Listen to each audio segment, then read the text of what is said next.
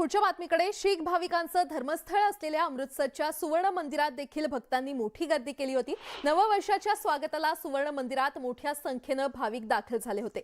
आपल्या नवीन वर्षाची सुरुवात मंगलमय वातावरणात करण्यासाठी सुवर्ण मंदिरात भक्तांनी मोठ्या प्रमाणात गर्दी केली असल्याचं पाहायला मिळालं। देवदर्शनाने नवीन वर्षाची सुरुवात करण्यासाठी भाविक इथे दाखल झाले।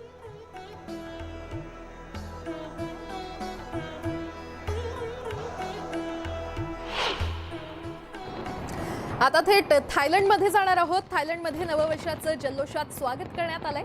फटाक्यांची आतिषबाजी करत न्यू इयरचं इथे वेलकम करण्यात आलेलं आहे।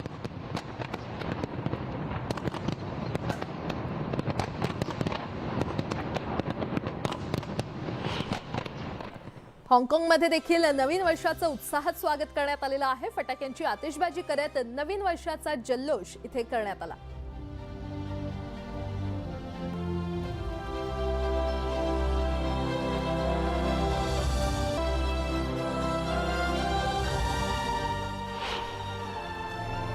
तिकडे नॉर्थ कोरियामध्ये नवीन वर्षाचं जल्लोषात स्वागत करण्यात आलेलं आहे। नागरिकांनी एकत्र येत एकमेकांना नवीन वर्षाच्या शुभेच्छा दिल्या।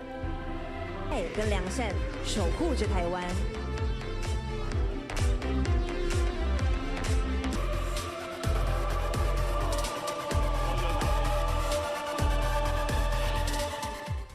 ऑकलंडच्या स्काय टॉवरची ही दृश्य आपण पाहतोय। तर स्काय टॉवरवर नयनरम्य रोषणाई आणि आतिषबाजी करून 2023 चे स्वागत करण्यात आलेलं आहे।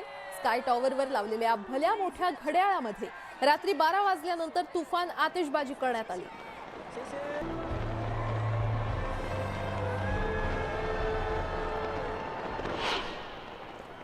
तिकडे ऑस्ट्रेलियातील सिडनीमध्ये 2023 चं जल्लोषात स्वागत करण्यात आलेलं आहे। सिडनीच्या प्रसिद्ध हार्बर ब्रिजवर आकर्षक रोषणाई आणि फटाक्यांच्या आतिषबाजीसह नववर्षाचं स्वागत करण्यात आलं।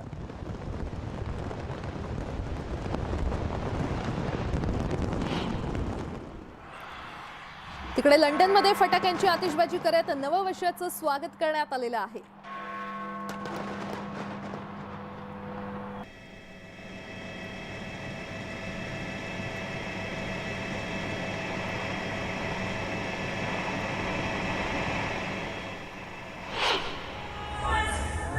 आणि आता ही दुबईमधली दृश्य। दुबईमध्ये देखील नववर्षाची सुरुवात जल्लोषात करण्यात आलेली आहे। बुर्ज खलिफावर करण्यात आलेल्या नेत्रदीपक रोषणाईनं उपस्थितांच्या डोळ्यांचं पारणं पिटलं।